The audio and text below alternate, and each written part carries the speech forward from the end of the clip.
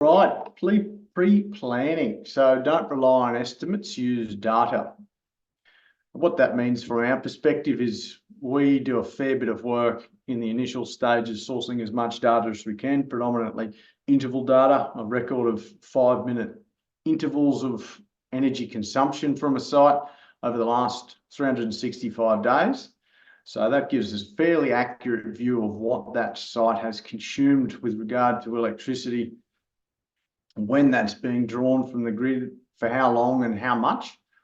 Bear in mind that gives us a historical view. So one of the things we like to do is in these pre-planning meetings is to understand, are there going to be any further developments to the business? Are you going to be adding any further rooftop mech, or are you going to be doing any renovations or expansions, any more cool rooms? So we need to understand, does the historical view of your energy consumption provide us with an accurate view of what your next 5 years are going to look like?